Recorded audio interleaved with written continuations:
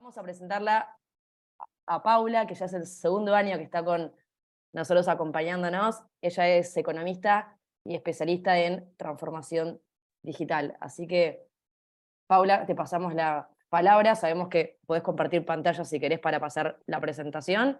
Y nuevamente, mil gracias por estar con nosotros acá y compartirnos, bueno, toda tu experiencia. Gracias, bueno, es un gusto. Hola, saludo a todos ustedes. Soy santafesina, les aclaro también, así que tengo particular cariño por la provincia. Vivo en Buenos Aires desde hace muchísimos años, desde que terminé el colegio. Bueno, hoy la intención de esta charla, breve, porque la verdad es que el tema da para hablar cuatro encuentros, más o menos, así que quizás lo van a sentir como que va un poco rápido. Pero lo que a mí me gustaría conversar con ustedes, y les pido que me interrumpan cuando crean necesario, es la cuestión del cambio de paradigma, es decir, qué es lo que está pasando, qué es lo que viene pasando ya aceleradamente, yo diría desde el 2010, 2012, por ahí, cuando se empieza a hablar de cuarta revolución industrial, y cómo esto ahora, digamos, a partir del avance de la inteligencia artificial, probablemente nos lleve a una instancia nueva, incluso de discusión, de debate y de desafíos, ¿no? Yo creo que en cualquier momento vamos a estar hablando de quinta revolución industrial, o sea, en cualquier momento me refiero a fin de año. Porque lo que está pasando con la inteligencia artificial es realmente muy impresionante, y yo creo que amerita tener también ahí un poco la visión y la vista puesta, ¿no? Así que si me permiten, yo voy a proyectar una presentación, voy a dar un poco el marco del tamaño de desafío que tenemos en términos de los mercados laborales, y voy a hablar también, obviamente, de los desafíos para Argentina. Y como les decía antes, si quieren interrumpirme, no hay ningún problema, ¿sí?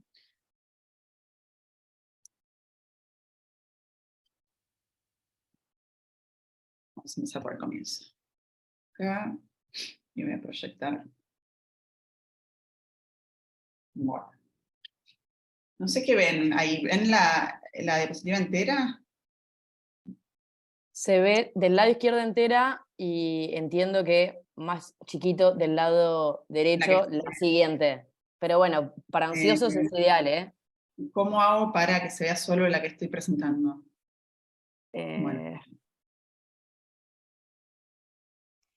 Fíjate si, por lo que veo en la pantalla, puedes usar presentación con diapositivas, el segundo. Acá. A ver ahí. Ahí Ahora, está, ahí se ve perfecto. Gracias, Romy. Gracias. De nada. Mucha tecnología, pero todavía no mucho Zoom. Bueno, ahora voy a acomodar un poco el cartel donde los veo a ustedes, porque me tapa la mitad de la pantalla. Un segundito, denme un segundo y ya arrancamos. Ok.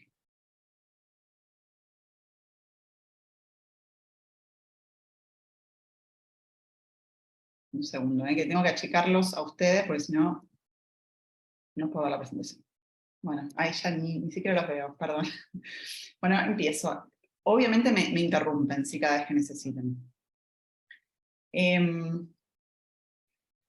Soy economista, entonces tengo como una visión un poco, este es Marx, hecho con DELI, no sé si escucharon hablar de este nuevo dispositivo, digamos, de inteligencia artificial que permite crear imágenes digitales de una manera muy rápida, muy particular.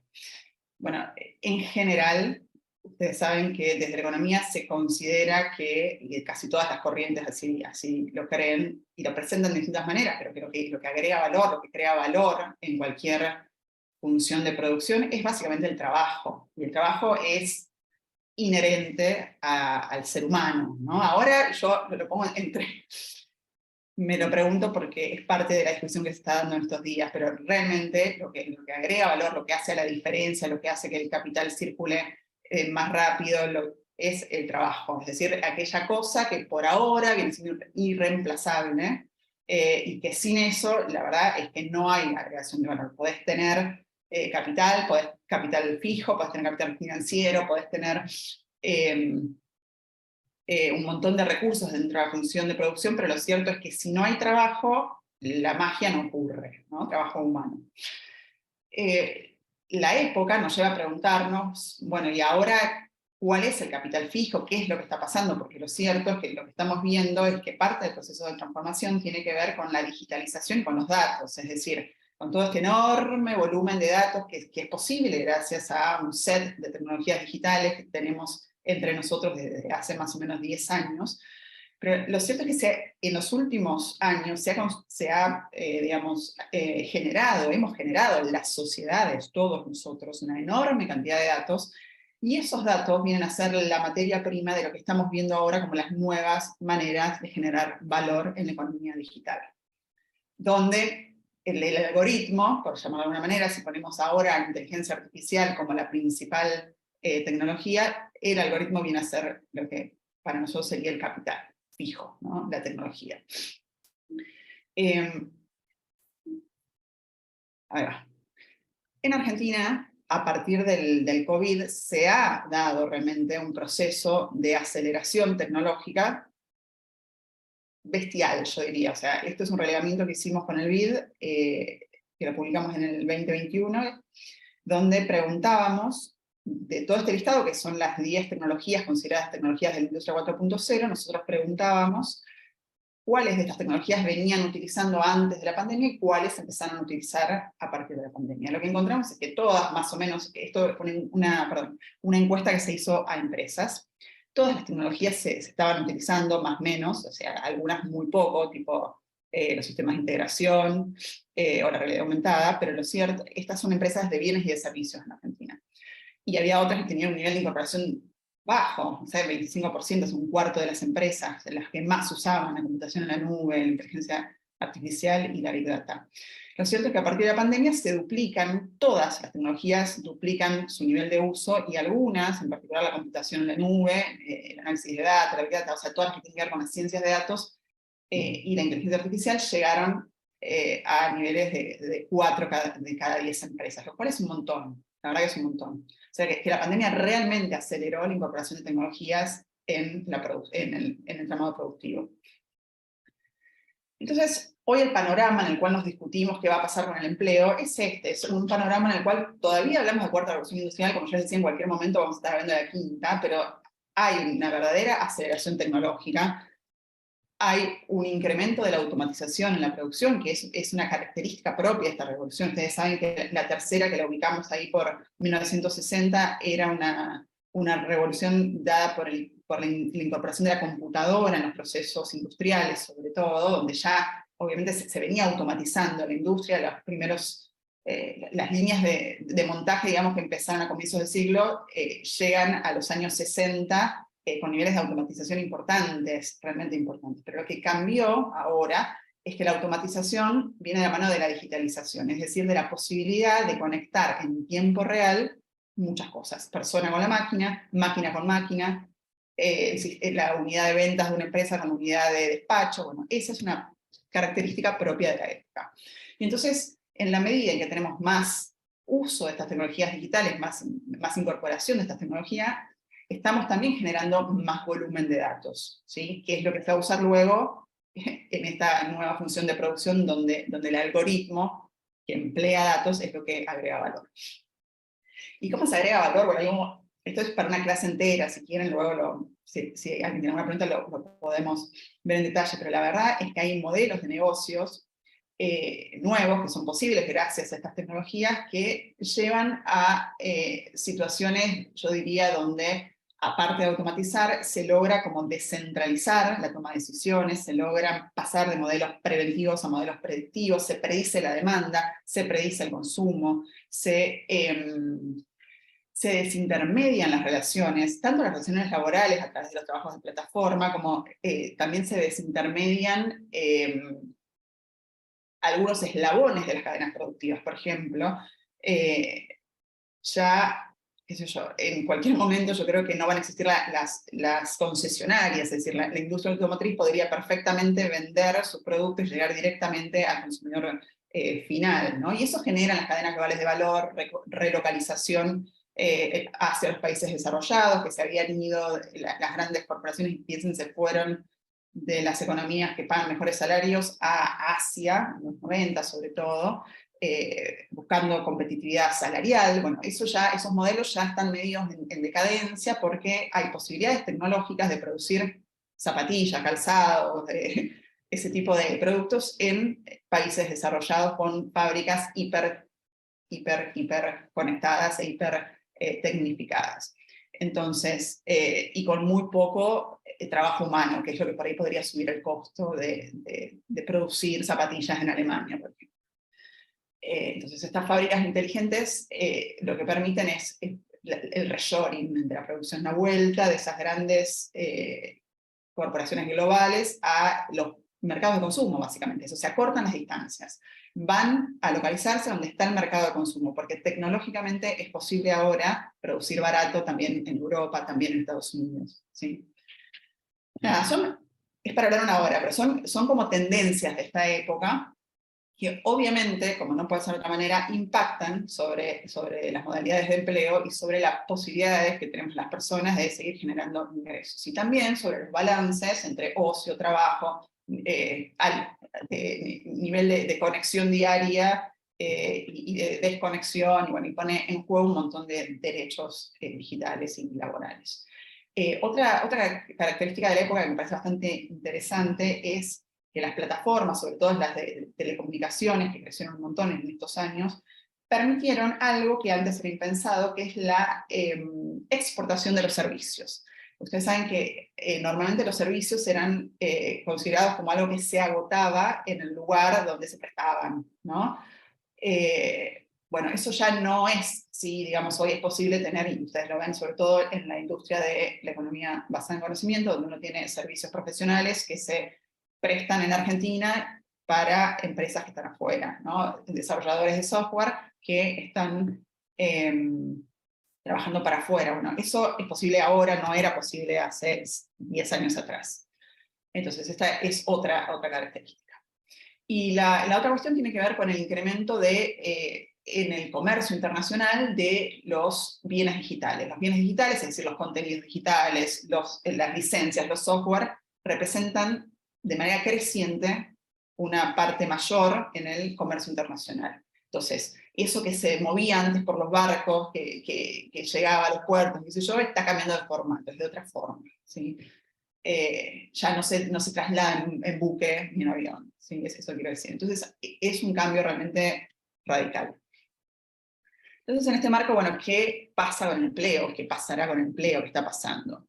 Y acá yo les quiero comentar de una discusión que se inició, yo creo que en los 90, empezamos a preocuparnos con este libro del fin del trabajo humano, de Jeremy Rifkin, que finales de los 90, donde él planteaba, estas tecnologías vienen avanzando tan rápido, tecnologías digitales, que el humano no va a tener nada que hacer en los próximos años y se va a tener que dedicar directamente al ocio, como era en la antigüedad, una gran proporción de la población educada, solamente dedicada a cultivarse, ¿no? Y el resto del trabajo lo van a hacer las máquinas. Y aparecieron luego dos corrientes, una bastante pesimista, que nace particularmente a partir de un trabajo que se hizo en Estados Unidos, una medición, una estimación, diría yo, de qué impacto podían tener las tecnologías digitales en las ocupaciones en Estados Unidos. Y se llega a un modelo muy típico de economista, un modelo donde habla de cuáles son más fáciles de automatizar, cuáles menos y demás, y terminan concluyendo de que el 47% de las ocupaciones de Estados Unidos, esto fue en el 2013, se iban a automatizar. Entonces fue pánico total, escénico, decir, bueno, a 10 años, ¿no? Entonces, para hoy, este año, Estados Unidos habría perdido la mitad casi de sus ocupaciones, de sus puestos de trabajo. Claramente eso no fue así. Y ya yo les diría que mucho antes, hace 3 o 4 años aparecieron corrientes que criticaron fuerte estos trabajos, diciendo, bueno, acá hay un problema metodológico, no podemos pensar que las tecnologías vienen a destruir y este es un tema importante que hay que incorporar, las tecnologías no vienen a llevarse una ocupación entera. Lo que ocurre cuando se incorpora una tecnología es que hay un desplazamiento, un cambio en las tareas asignadas a las personas. Obviamente no quita que en ciertos sectores se destruya completamente un puesto de trabajo, pero eso es en situaciones muy particulares. Normalmente cuando uno incorpora una tecnología en una empresa, lo que pasa es otra cosa, es que la persona tiene un rol distinto, la persona se va a ocupar quizás de otra cosa, o si era 100% abocada a esa tarea, obviamente va a ser despedida, pero normalmente eso no es lo más común, y tenemos millones de ejemplos, incluso en Santa Fe, para hablar de esto. Bueno, entonces estos estudios se volvieron a calcular con una metodología distinta, y se llega a otra conclusión. Se llega a la conclusión de que en realidad, en promedio, solo el 9% de las ocupaciones de los países de la OCDE, o sea, de países desarrollados, se podían perder. Y otros estudios que vienen después hablan incluso de la creación de un montón de empleos nuevos a partir de la digitalización. Pero lo que yo quería marcar acá, y que creo que esto es lo importante, es que tenemos que poder hablar de tareas y tenemos que poder hablar de ocupaciones, por un lado. Y cuando hablamos de ocupaciones, es cierto de que hay ocupaciones manuales y hay ocupaciones hoy, en términos marxistas era lo que era el trabajo abstracto, hoy es lo que vendría a ser el trabajo cognitivo, el trabajo del conocimiento, no sé cómo decir, las ocupaciones del conocimiento. Eso, las ocupaciones del conocimiento.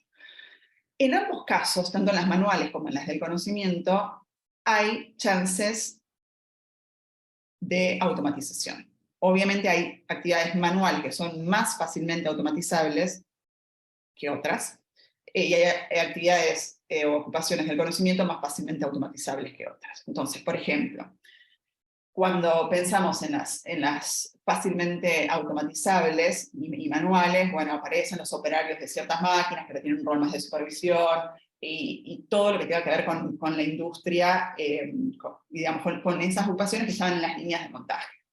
Cuando pensamos en las difíciles de automatizar, tenemos ahí más bien los servicios de baja calificación, como puede ser la persona que corta el pelo, los servicios de cuidados, ¿sí? de personas, de niños, de ancianos, la vigilancia, la policía, todo lo que es belleza, estética, peluquería, eso es súper difícil de automatizar. Y entre las del conocimiento, lo que es fácil de automatizar como concepto es todo aquello que es secuencial y que es repetitivo, y que tiene mucho de proceso repetitivo. Entonces, acá obviamente aparecen los vendedores, por ejemplo, ¿no? Que hoy lo vemos en los chatbots, es muy fácil hoy la atención al cliente sobre preguntas frecuentes, es muy fácil eso de automatizar, absolutamente fácil de automatizar. Los que cobran, los que manejan dinero, la cajera el casquero, la cajera del supermercado, que cobra en el subte, el boleto en la autopista, son muy fáciles de automatizar. Y quedan otras que todavía, del conocimiento, que se consideran de difícil automatización. Voy a acelerar un poco para... Bueno, entonces, ¿qué es lo que se advertía y que se está confirmando que está ocurriendo, ¿no? Cuando se incorpora tecnología en un sector, lo que termina pasando es que ese sector tiene saltos importantes de productividad. Esos saltos de productividad digamos, se traducen, obviamente, en un incremento del salario para los trabajadores de ese sector. Que uno puede discutir, obviamente, quién se queda con ese valor agregado, en qué medida se distribuye, si es cierto que los trabajadores se apropian de esas ganancias o no, es discutible. Pero lo cierto es que cuando uno mira sectores de la economía que tienen alta incorporación tecnológica frente a los que tienen muy baja incorporación tecnológica, los salarios promedios, incluso en tareas de baja calificación, en un sector y en el otro, es bastante notoria y bastante abismal. Entonces, la incorporación de estas tecnologías lo que genera es una polarización del mercado de trabajo. ¿Y por qué digo esto? Porque normalmente vienen a llevarse las ocupaciones del medio, es decir, aquellas repetitivas, cognitivas o manuales, da igual, pero aquellas que se encontraban justamente en el medio, digamos, con salarios medios. Entonces lo que genera es una tensión, una polarización de los mercados laborales, donde te quedan sectores muy intensivos en tecnologías, el petrolero, el del software, el de la biotecnología, que además, digamos, tienen un alto componente de conocimiento, de personas con calificaciones muy altas, o muy específicas, más que altas, específicas, frente a otros sectores que quedan abajo, ¿sí? Que lamentablemente, diría yo, tienen generalmente que ver con las tareas de cuidado. Entonces, es bastante preocupante, después vamos a hablar de las brechas de género, pero es un fenómeno de la época también. O sea, todo esto que queda abajo, que es difícil de automatizar, lo manual, lo que hablamos hasta hace un rato, queda con salarios realmente muy bajos, ¿sí? Entonces, en este gráfico lo que vemos, si bien los datos son de 2000 a 2015, lo que vemos es que en los procesos de incorporación tecnológica generaron caídas, esto de los trabajos que requieren, digamos, calificación media, ¿sí? En Europa, por ejemplo, pero esto llevó a aumentos en mayor proporción de aquellos trabajos profesionales o de habilidades un poco más altas, de salarios más altos, ¿sí? Esto pasa en Europa del Norte, en Europa del Sur, en América del Norte. Fíjense, la línea roja es lo que se pierde en los trabajos del medio, la línea amarilla es lo que se gana en los mejores pagos, ¿sí? Los de bajo ingreso, digamos, bajo nivel salarial, quedan bastante acotados, bastante chiquitos en los países desarrollados. Fíjense qué pasa en América Latina. En América Latina, vemos primero que el impacto es menor, y esto tiene que ver, digamos, la escala del fenómeno es menor, tiene que ver con niveles de incorporación tecnológica más lentos, ¿sí? Acá no estaba el fenómeno pandemia, pero la verdad que veníamos a un ritmo de incorporación mucho menor que el de las economías desarrolladas. Pero la particularidad, y lo que preocupa aquí, es que lo que ha crecido, lo que se llevó del medio, la transformación digital, ha ido a los trabajos de bajos salarios, ¿sí? Aumentó más la barra azul que la barra amarilla. Y esto es una particularidad, diría, de América Latina. Bueno, ¿y con qué tiene que ver esto?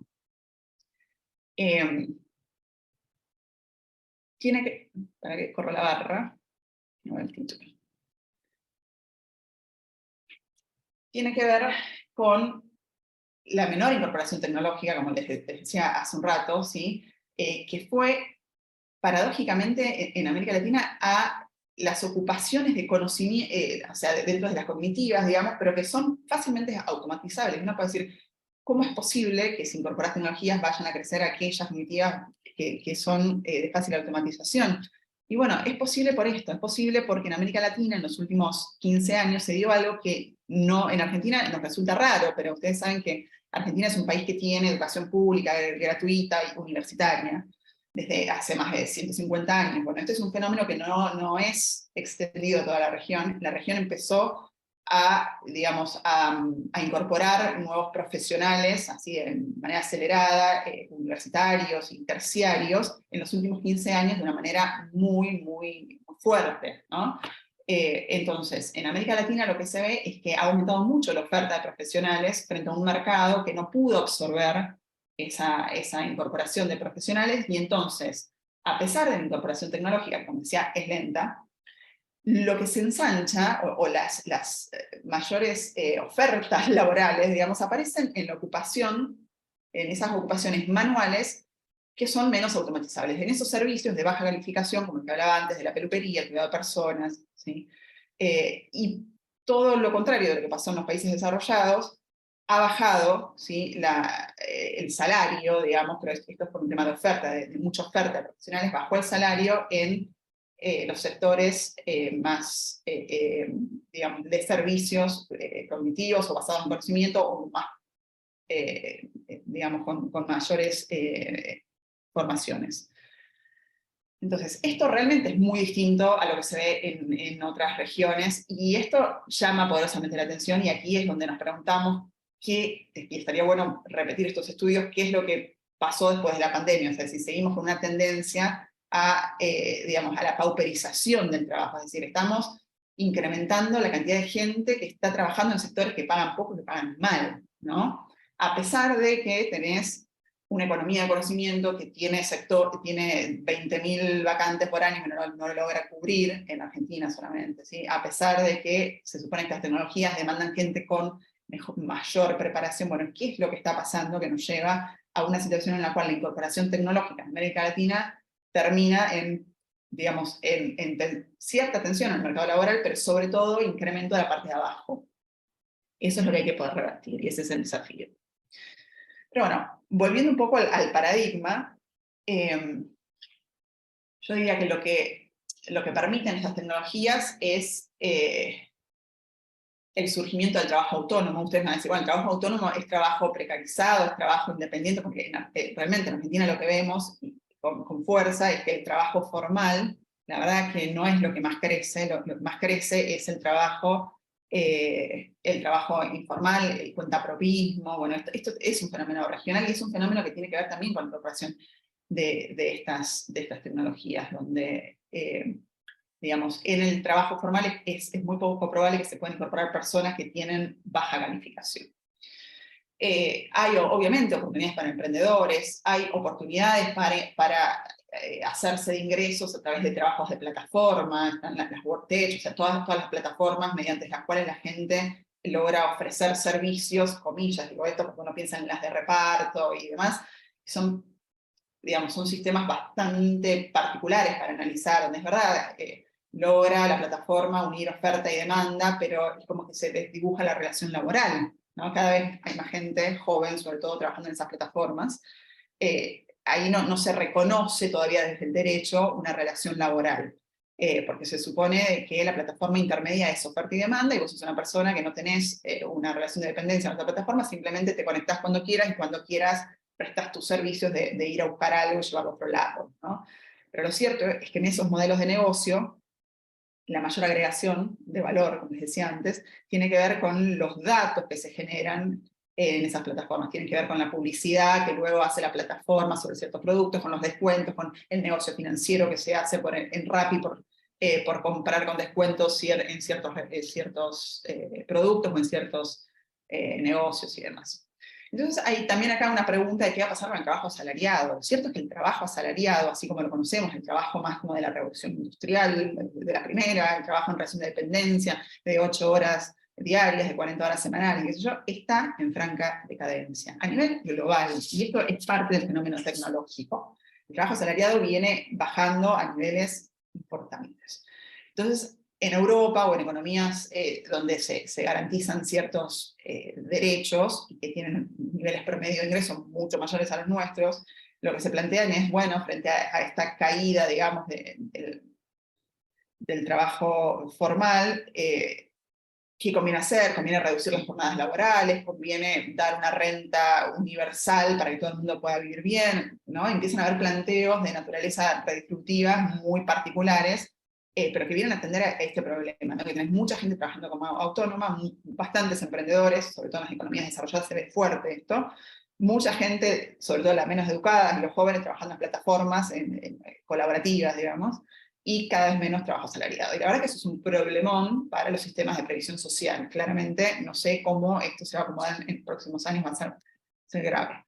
Bueno, esto es lo que le venía diciendo de los cambios en las proporciones de empleo formal y empleo por cuenta propia. Ven que todo el empleo por cuenta propia viene creciendo mucho más, o sea, tiene tasas positivas, las azules, y todo lo que es el empleo formal viene cayendo en todos, mírenlo como lo quieran mirar, ¿no? O sea, mujeres viene cayendo, en hombres cae más, pero los hombres tienen mayor tasa de empleo, por edades cae fuerte, sobre todo en las personas de edad, digamos, que todavía trabajan, 55 a 65, pero grandes. Las madres ven caer sus empleos formales casi en 8%, los padres un poco menos. Incluso por nivel educativo casi es como que no se ve la diferencia. Eso también es lo que un poco preocupa, ¿no? Bueno, sí, ahí, obviamente... perdón, Sí, Paula, te interrumpo porque tenemos una compañera que levantó la mano. dale. Si querés, Sí, Lía, directamente abrí el micrófono, o se te escapó la mano, o querías hacer una pregunta, pero queríamos darte el lugar. A ver si está.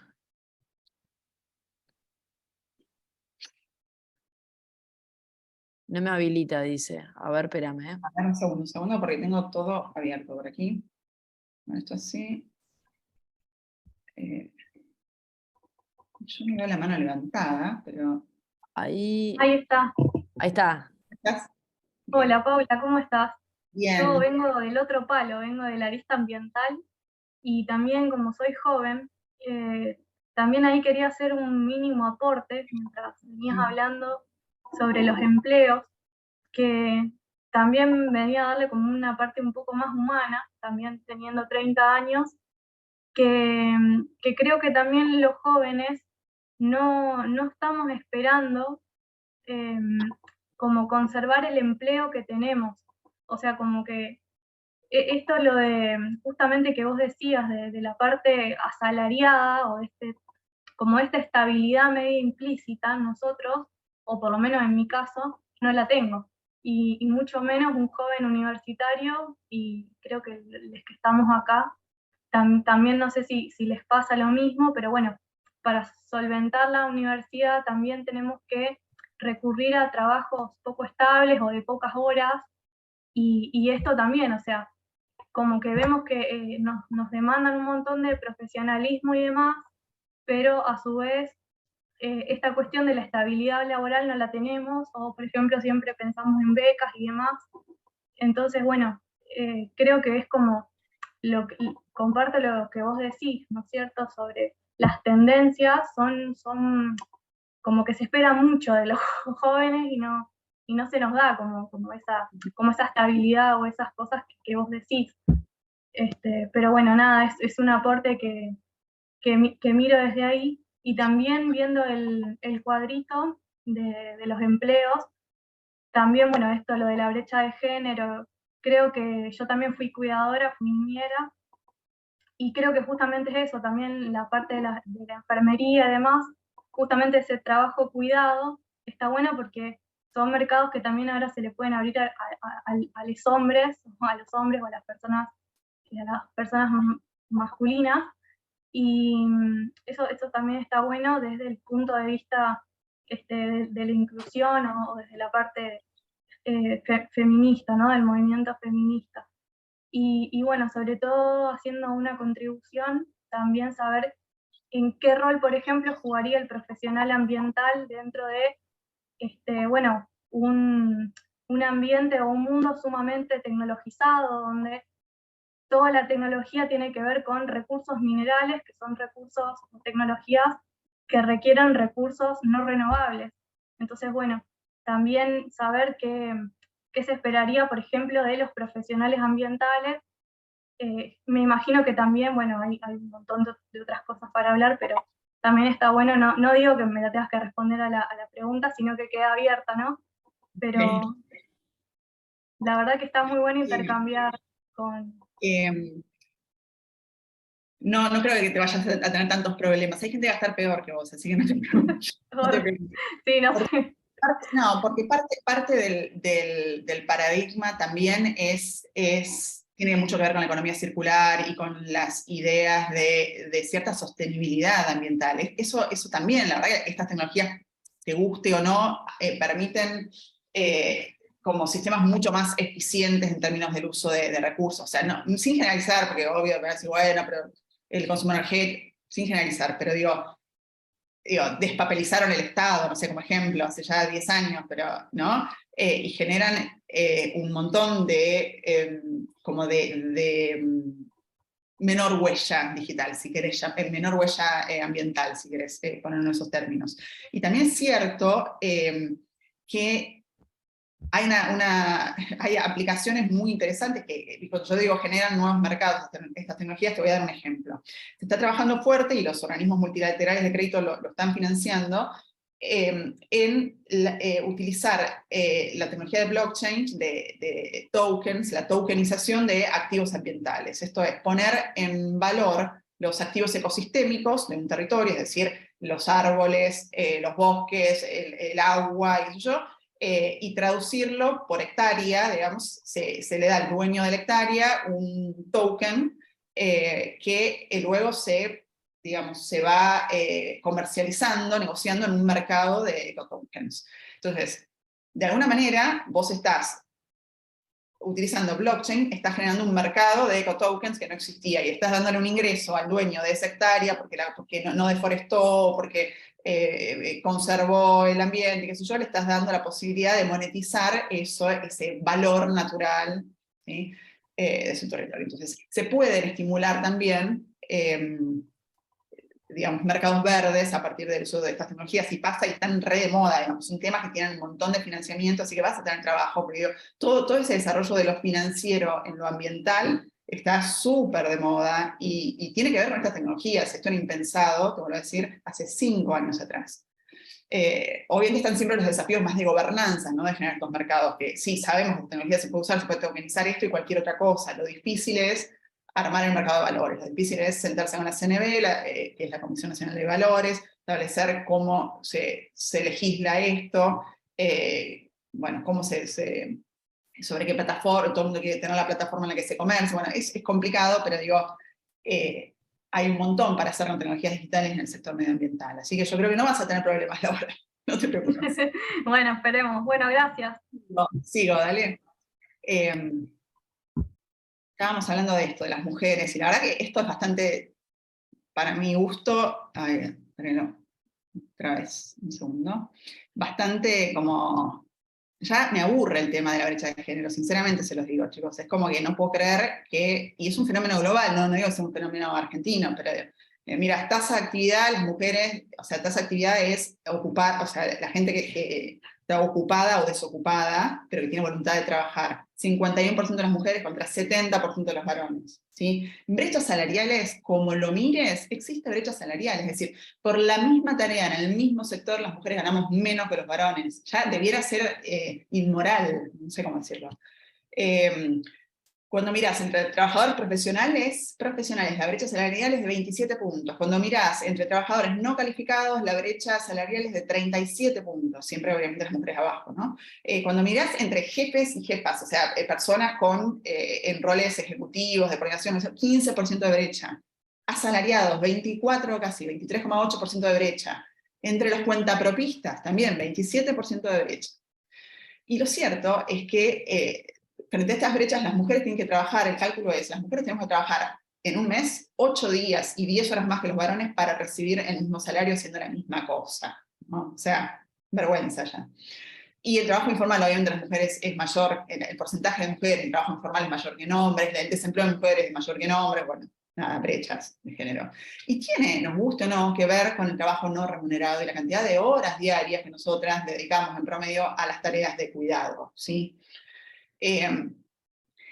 Este gráfico de la izquierda, estos dos gráficos de la izquierda, lo que te dicen es que la cantidad de horas por día que las mujeres le dedicamos al trabajo no remunerado. Esto es cuidado de los niños y las tareas domésticas, básicamente, o las compras, o todo lo que tiene que ver con el mantenimiento del hogar, ¿no? Obviamente cuando la mujer está no ocupada, o sea, está desempleada, le dedica más tiempo que cuando está ocupada, o sea, 7 horas contra 5,5, pero los varones le dedican mucho menos de la mitad de tiempo, ¿sí? Fíjense, en el total, las mujeres, seamos ocupadas o desocupadas, gastamos 6 horas de nuestro día en el trabajo no remunerado, y los varones 3 horas 40. Y uno puede decir, bueno, tiene que ver con los niños, con la maternidad. No tiene que ver solamente con eso, porque cuando uno mira el gráfico de abajo, lo que vemos es que en los hogares que no tienen niños menores de 6 años, aún así las mujeres dedican 5 horas contra 2 horas y media que dedican los hombres a este tipo de tareas.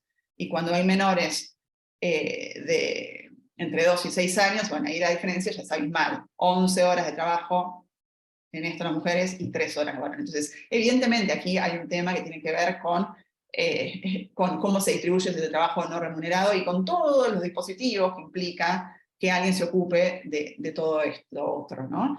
Que obviamente hay acuerdos individuales en las parejas, en las familias y demás, pero hay mucho que tiene que ver con el Estado y con su presencia, con las infraestructuras de cuidado, que tiene que ver con los derechos laborales, que tiene que ver con esto, bueno, el gráfico del costado, perdón, ahí lo ven. Fíjense esto, con las ramas de actividad en las que las mujeres nos involucramos. Las mujeres estamos, básicamente, cuando uno mira los sectores, cuando yo hablo de sectores que pagan bien y los sectores que pagan mal, ¿no? Los sectores que más crecieron en Argentina son estos de abajo. Construcción, esto es año pasado. Construcción, hidrocarburos, actividades primarias, crecieron un montón en términos de empleo y de actividad. Ahí las mujeres representamos el 2%, el 3%, el 9%, el 26%. En cambio, los sectores, tipo ama de casas, trabajadoras de casas particulares, somos el 97%. Servicios sociales y de salud, que pagan re mal, ¿sí? Maestra, enfermera, 72% somos mujeres. Enseñanza, 71,5% somos mujeres. Evidentemente nos estamos insertando también en sectores que pagan mal. Y ahí la pregunta es, ¿pagan mal porque los hacen las mujeres, porque los desempeñan las mujeres, o pagan mal porque son sectores con baja incorporación tecnológica? ¿Sí? Y yo creo que hay un poco de las dos cosas, y esta es la parte más desesperante, si quieren. El otro día escuchaba algo que me pareció como fantástico, incluso en la cadena, en el sector de software, ¿no? Un estudio, que después se los comento en detalle, un estudio muy interesante sobre qué pasa en el sector de software. Y la verdad es que ahí decían, en el sector, cuando hay búsquedas laborales, si la mujer no cumple con el 98% de lo que se pide, de las competencias que se piden para esa búsqueda laboral, no se presenta. Los varones cumplen el 20% y se presentan y ganan la posición. Digo, hay un tema también, evidentemente, como de actitud, o de falta de confianza, o de adoctrinamiento histórico, o de como lo quieran llamar, ¿sí? Por lo cual no vamos, obviamente, hay toda una construcción de una subjetividad, un bombardeo cognitivo con ciertos lugares en la sociedad y demás que nos llevan a no negociar nuestro salario, que nos llevan a no involucrarnos en sectores donde se paga mejor, y siempre una preferencia por el cuidado, el hogar, ¿eh? Digo, siempre una preferencia no, es un condicionamiento cultural que nos lleva a eso, ¿no? Pero digo, casualmente estamos insertos en los sectores que pagan mal, o porque nosotras somos el 72% de las trabajadoras de servicios sociales, es un sector que casualmente no se esfuerza por mejores salarios, ¿no? O porque tiene baja incorporación tecnológica, no sé. Digo, es para discutir. Lo cierto es que hay una diferencia de 5-1, digamos, de 5-1 en el ingreso medio de un trabajador, por ejemplo, en el sector de energía, minería y hidrocarburos, frente a lo que gana una trabajadora particular. O sea, y siendo un trabajo promedio, un salario promedio en ese sector, un señor que maneja un camión en la industria del petróleo gana 5 veces más que una trabajadora doméstica, ¿sí? Y no tiene que ver con el nivel educativo, y no tiene que ver con la formación. La prima o sea, lo que se paga por formación no es determinante de la brecha de género, eso lo sabemos. No es que porque estés súper formada vas a tener menos diferencia con un varón súper formado. No es por eso.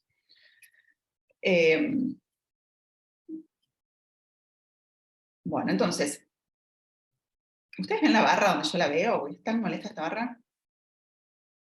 ¿No? Bueno, entonces, a raíz de esto aparecieron, sobre todo en los países desarrollados, posibilidades de acuerdos de trabajo flexible, así se llaman, donde aparece, bueno, una semana comprimida, un trabajo a tiempo parcial, el teletrabajo. Acá el teletrabajo, digamos, se volvió como algo común, comillas, a partir de la pandemia. La verdad es que el teletrabajo como una modalidad preestablecida era casi inexistente en la región y en Argentina antes de la pandemia. Bancos de horas, bueno, todas modalidades que las empresas reconocen que si las incorporan, lo hacen porque lo consideran como un beneficio para el trabajador. Pero muchas también reconocen que tienen incompatibilidad con el proceso productivo de la empresa, como le genera problemas. O sea, no es fácil producir con alguien remoto, por ejemplo. No es fácil producir con alguien que tiene un régimen de que en vez de trabajar 5 días por semana, trabaja 4 porque cada día trabaja un poquito más, entonces se deja un fin de semana de 3 días. O sea, ese tipo de arreglos las empresas lo viven como casi una concesión que le hacen a los trabajadores. De todas estas modalidades, las únicas que más o menos se ven en la región y en Argentina son el teletrabajo y los horarios flexibles, ¿sí? Las demás tienen muy poca diferencia. Esta es una encuesta de empresas súper tecnificadas de servicios, o sea, si uno va a una industria más básica, esto tampoco es del todo generalizable, ¿no? O sea, no es una realidad. Pero el punto aquí es que estas modalidades, digamos, que se fueron ofreciendo en Europa y que acá algunas se fueron tomando por las empresas globales también, y qué sé yo, terminaron siendo como ofrecidas únicamente a las mujeres. Entonces eso también te condena o te lleva a una situación te hacen el favor de que puedas teletrabajar, te hacen el favor de que puedas tener un régimen flexible. Y la verdad es que al final del día, cuando tienen que elegir si toman a un varón o una mujer, van a tomar un varón. ¿Sí? Porque entonces, si este tipo de nuevas modalidades no se ofrecen a todos por igual, y solamente se ofrecen a las mujeres, la verdad, prefiero no tenerlas, no gracias, diríamos, ¿no? Porque te vuelven a poner en una situación de desventaja. Y también hay ciertas dudas de si estas nuevas modalidades no están generando de alguna forma esto que, digamos, cierta desigualdad, porque las personas que tienen acceso a este tipo de beneficios son casi siempre profesionales, científicos, directores, gerentes, y todo el resto de los trabajadores, digamos, los vendedores, los artesanos que hacen ocupaciones manuales en general no tienen acceso a este tipo de posibilidades. Entonces termina siendo como una posibilidad básicamente para los servicios y para los cargos gerenciales o la gente más formada, ¿no? Y que siempre se ofrece a las mujeres aparte, ¿no? Digo, en los lugares donde se ofrece preferentemente a las mujeres, lo cual es un poco incómodo. ¿Alguien me puede contestar si ven la barra que yo veo y que estoy moviendo todo el tiempo? O... No, no se ve la barra. Ah, perfecto. Está ok, ¿eh? Bueno, una barra que me molesta mucho, no sé cómo correrla.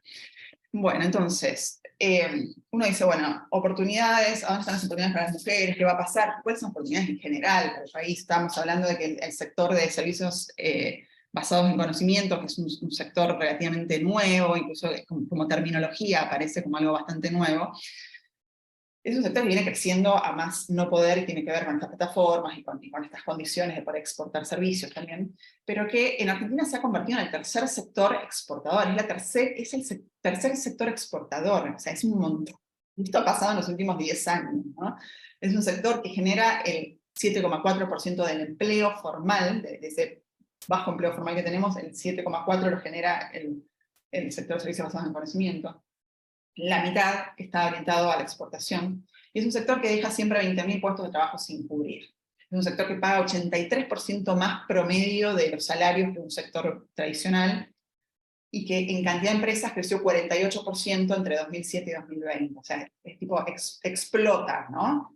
Obviamente es un sector que requiere ciertas habilidades, y ahora vamos a hablar un poco de esas habilidades, ¿no? Y entonces, durante un tiempo se propuso este sector como que es el sector que podría de alguna manera contribuiría a cerrar la brecha de género, que daría oportunidades a las mujeres. ¿Pero por qué? Fíjense por qué, porque seguimos pensando de que las mujeres vamos a trabajar de manera remota en nuestra casa mientras cuidamos a los niños, podemos también programar, podemos también prestar servicios profesionales, y no necesitamos ir ¿no?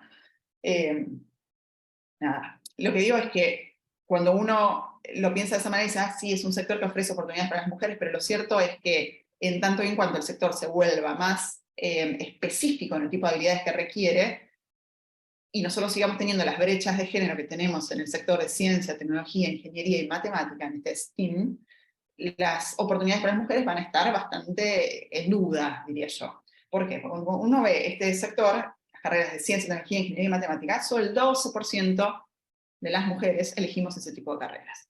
Cuando miras la matrícula en Argentina, el 25% son mujeres. Y cuando miras las nuevas inscripciones en un segmento de este sector en particular, que es el software, la programación, solo el 16% de las nuevas inscripciones en estas carreras son mujeres. ¿Sí? Entonces, acá la brecha de género en el sector tecnológico, por llamarlo de una manera, son realmente tremendas, ¿no? Y es algo que urge solucionar.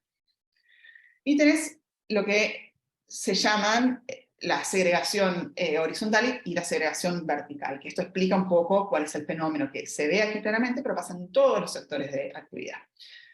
Cuando uno mira que hay una brecha de género en este sector súper tecnológico y súper pro del 20% casi, o sea, 19,7%, se pregunta por qué. Lo que ve es que las mujeres están insertas dentro del sector en las actividades casualmente menos complejas. Por ejemplo, en lo que es diseño, 60% son mujeres. Lo que es testing, que es lo que requiere menos calificación, por decirlo de alguna manera. Lo que es testing de software, 30%, ¿sí? Son mujeres. Los que son preguntas y respuestas frecuentes, el 29% son mujeres, el resto son hombres, ¿sí? Que uno puede decir, bueno, es más que el promedio en otros sectores de actividad, sí, pero estamos dentro digamos, de la industria esa en la que todo el mundo quisiera trabajar, en esa industria re próspera para las mujeres. Nos dedicamos al diseño, que es lo que menos se paga por la complejidad que implica. Y cuando uno mira luego, en términos de el lugar que ocupan en la empresa, digamos, vemos que solamente el 9% de las empresas están lideradas, de software, por ejemplo, o en este caso de software, perdón, están lideradas por mujeres. Solo el 9%, el resto está liderado por varones. Entonces, no solo nos ocupamos dentro de la cadena de valor del software, de aquellas actividades que pagan menos o que son menos intensivas, digamos, en las tecnologías más demandadas y mejores pagas, sino que aparte en el escalafón, digamos, en el tipo de roles que desempeñamos, que esa es la segregación vertical, estamos siempre en la base de la pirámide, bancando el equipo, haciendo testing, haciendo cosas muy comoditizables también, y este es el peligro, ¿no? Que después vamos a hablar de IA, pero la verdad es que con IA lo que está pasando es que todo lo que es un desarrollo medio básico, de programación incluso, ya se está automatizando. Entonces, si las mujeres nos quedamos dentro del sector prometedor o de alto potencial de crecimiento y alto salario, haciendo las tareas más básicas, vamos a seguir siempre con salarios bajos. En este sector hay algo que se paga y que las mujeres no tenemos, que es años de experiencia. Es un sector donde la experiencia vale un montón. La experiencia en cierto lenguaje de programación, por ejemplo. Y acá escuchaba también algo qué sé yo, que llama la atención, que es esto de cómo uno cuando pregunta ¿por qué las mujeres no manejan los lenguajes que más se demandan? Para desarrollar, por ejemplo, blockchain, o hay un par de lenguajes de inteligencia artificial que están muy de moda y que se pagan la hora, el dólar, hombre, mujer, es altísima. Ahí casi no hay mujeres, ¿sí? Y me decían, hice entrevistas a agentes del sector, me decían, mira, es raro, pero es como que las mujeres no se disponen a explorar la tecnología. Me dicen, estas explicaciones de mujeres y hombres, y a mí yo quedé un poco choqueada. Sale un lenguaje nuevo y demás, y vos ves a los hombres explorando, o sea, nadie tiene idea cómo se usan, estas cosas son siempre todas nuevas, los tipos buscando tutoriales, explorando, probando la tecnología, jugando con ella, manipulándola, equivocándose, van, prueban. O sea, las mujeres, si no sale el curso, la certificación que te dice que a nivel formal te van a enseñar a utilizar tal lenguaje, no tienen esa predisposición a explorar. Y eso obviamente, chicas, tiene que ver con, digamos, con un bombardeo que hemos recibido a lo largo de toda nuestra infancia, diría yo, ¿no? Que tiene que ver con el equivocarse, con la curiosidad, con jugar con manuales, armar cosas, separar piezas, datos, ¿no? Como una suerte de estímulo que no hemos tenido y que evidentemente te sigue condicionando por el resto de tu vida adulta también, ¿no? Y es ahí donde cuando uno con los sistemas educativos tiene que pensar qué le da a los niños y a las niñas en esta época, bueno, tiene que haber más de eso, ¿no? De ese tipo de experimentación, de error, de explorar y de no castigar el error, sobre todo. Bueno, entonces ahora sí llegamos por fin a la demanda de habilidades. ¿Cómo estamos con esto? Estos son datos que relevamos este año con el BID, se le preguntaba a las empresas sobre habilidades blandas, duras, que si las considera clave y si las consigue en el mercado laboral o no, si les resulta fácil o no acceder a ellas, a trabajadores con este tipo de habilidades. Y acá hago una diferenciación, ¿no? Las habilidades duras, que son estas que tienen que ver con los procesos, con la ciencia, la tecnología, el manejo del cálculo, y alguna expertise, incluso no es un contador, tiene mucha de habilidad dura, si lo quieren ver de esa manera, el manejo de datos y demás. Fueron muy demandadas hasta antes de la pandemia, eran como la vedette, ¿no? Hasta antes de la pandemia era como que todo lo que tenía que ver con STEM, o ciencia, tecnología, en esto acá, era como lo más demandado y lo más faltante. La pandemia y las condiciones en las cuales se organizó el trabajo a partir de la pandemia llevó a que las habilidades blandas se volvieran mucho más valoradas, sobre todo eso, valoradas y por tanto demandadas. Y esto es otro hemisferio cerebral. Las habilidades blandas tienen que ver con la comunicación, con la empatía, con entender lo que el otro te está diciendo, con poder contar una historia, poder expresarte adecuadamente, con tener pensamiento crítico, con ser creativo, con poder trabajar en un equipo diverso, multidisciplinario. Bueno, todas esas habilidades a partir de la pandemia se volvieron súper valoradas. Y esto continúa. O sea, la pandemia fue como un hito que llevó a que las blandas fueran más valoradas y se mantuvieran por encima de las habilidades duras como requerimiento. Y esto obviamente tiene que ver con las modalidades de organización del trabajo. Cuando la gente tuvo por el COVID que quedarse en su casa y empezar a teletrabajar de un día para el otro, las empresas, y ahí también hicimos encuestas y consultamos cómo lo sentían, las empresas decían que solo podían mantener a gente teletrabajando, a personas, trabajadores, que tuvieran la particularidad de poder autoorganizarse, que pudieran comunicarse adecuadamente, que tuvieran sentido común, todas habilidades blandas, evidentemente, ¿no? Y esto también ahora yo creo que va a seguir creciendo, porque en la medida en que la inteligencia artificial vaya ocupando espacios, es posible que todo lo que sea pensamiento crítico, o sea, poder darnos cuenta cuando está bien, cuando está mal, la veracidad de las cosas se va a volver como un valor muy, muy cotizado, muy requerido en el mercado. Pero bueno, la conclusión, perdón, es que perdón, hablé mucho tiempo.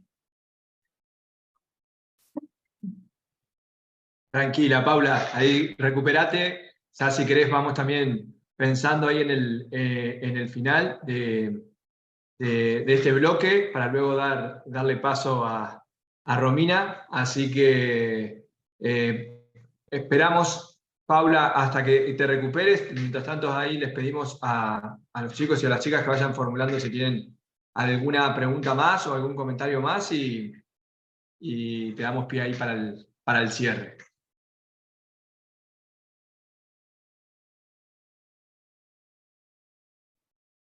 Puedo seguir.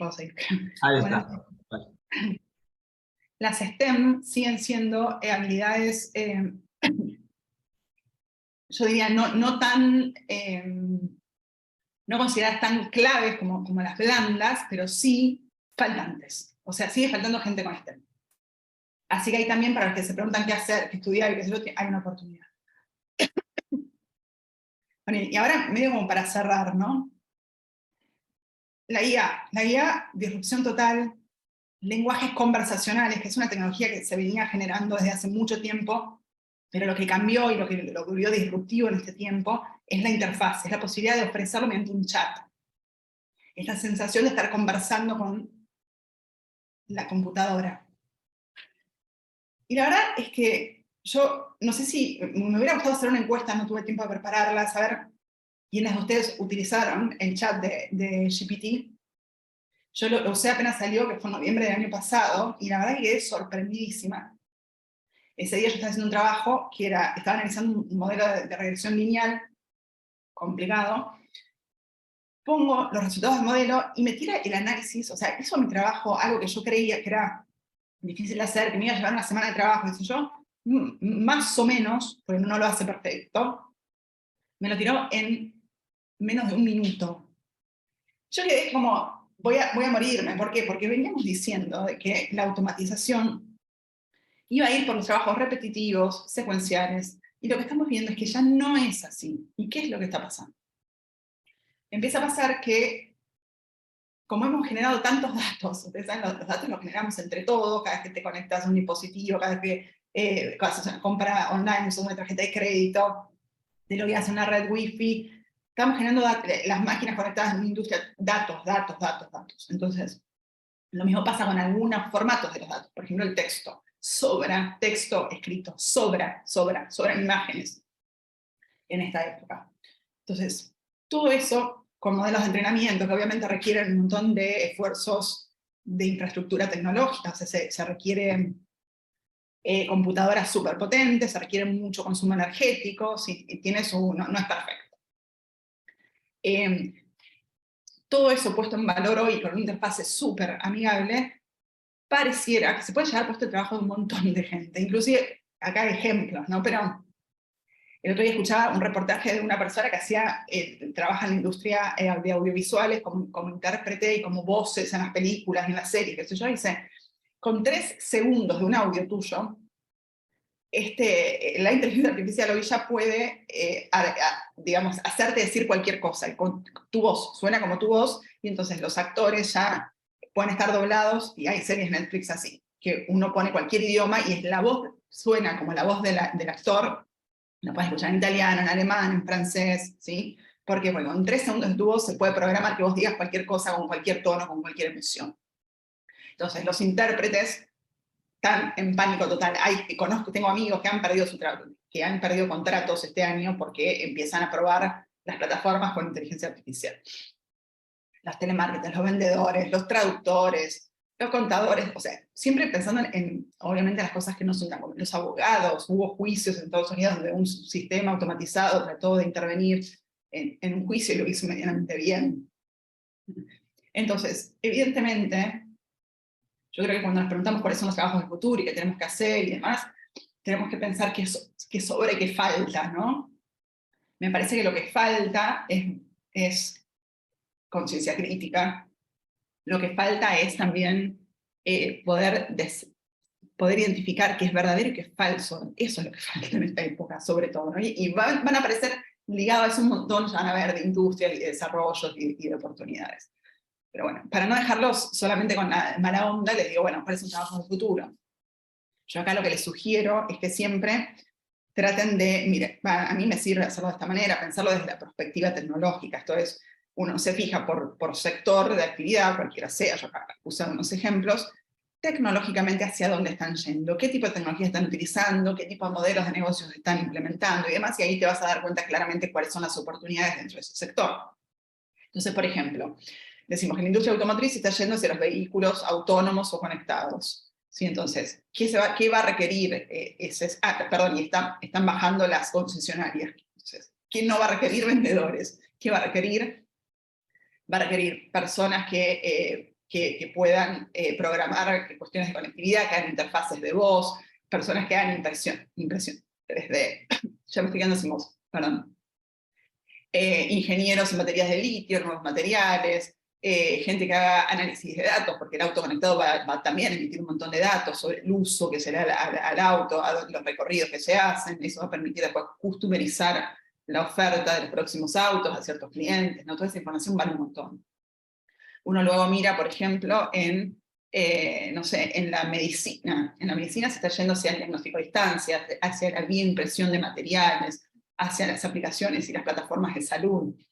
Entonces, ahí, obviamente, todos aquellos que puedan hacer impresión de tejidos con impresoras 3D, los que puedan desarrollar aplicaciones de rehabilitación de pacientes, tienen un montón de oportunidades, que puedan hacer informática aplicada para el sistema de salud, tienen un montón de oportunidades, que puedan desarrollar plataformas de comunicación también.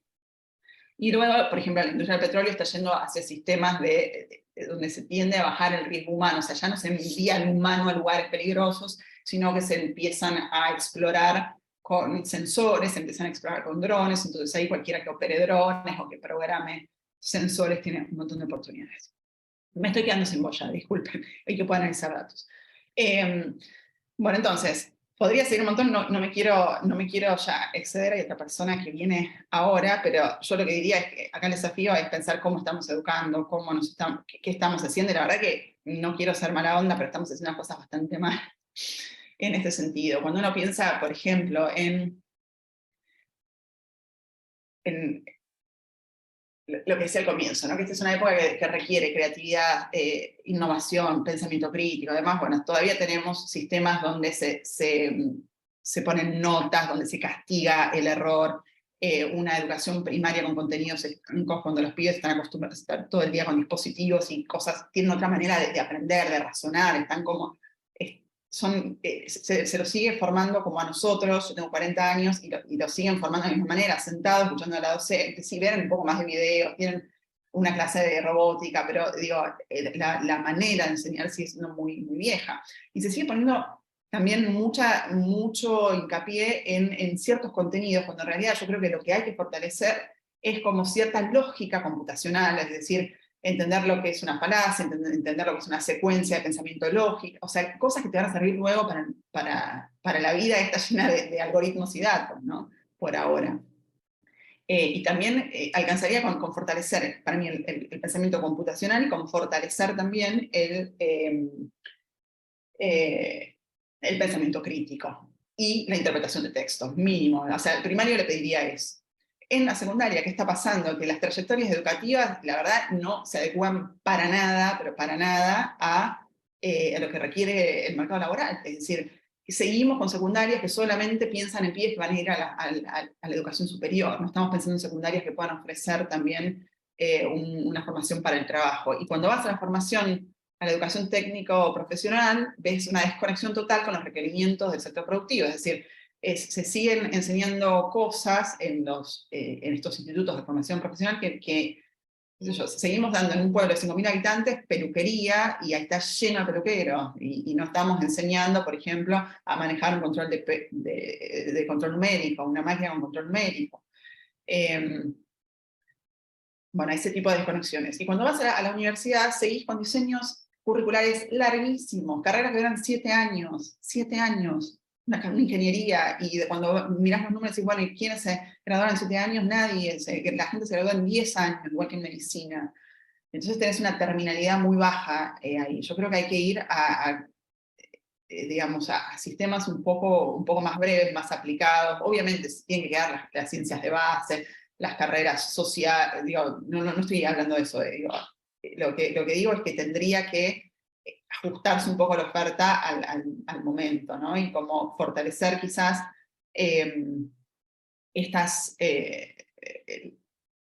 las capacidades blandas al comienzo, sobre todo lo blando, por ejemplo, ahí está claramente dicho que es lo que más demandan las empresas, ese tipo de habilidades de sentido común, ser persona con sentido común. Bueno, no te forman en ninguna parte de tu recorrido, ni en el nivel inicial, ni en el secundario, ni en el terciario, ni en la universidad, te forman para desarrollar habilidades blandas. Las habilidades blandas las tenés si tuviste la suerte de nacer en una familia que más o menos te estimuló y con cierto sentido común. No hay método todavía establecido en nuestros sistemas educativos para desarrollar esto, y eso es realmente para mí un gusto terrible. Bueno, y acá lo dejamos, podría seguir, tenía más diapositivas, pero ya me repasé de tiempo. No sé si quieren hacer preguntas. Bueno, Paula, primero agradecerte muchísimo, sobre todo por este último esfuerzo, con la garganta ya en lo último. Ya me de verdad que, bueno, un panorama completísimo, es un poco también lo que buscábamos, de poder brindarles a todos los que están participando de este programa, si se quiere, una visión de las problemáticas y oportunidades que generan estos temas. Sin duda que va a ser de gran insumo para quienes están todavía ahí formulando qué temática abordar en el proyecto que hacen en el marco de este programa. Acá vemos un campo de muchísimas oportunidades y nada, se dispararon la verdad un montón de reflexiones, de testimonios, de apreciaciones también sobre esto último que comentaste, sobre las brechas. Yo diría que para ser también respetuosos con los tiempos, y sobre todo con Romina, que si hay alguna otra pregunta o lo que fuera, la dejamos para un espacio final, incluso le podemos dar ahí el abordaje también sumando a Romy para contestarlas.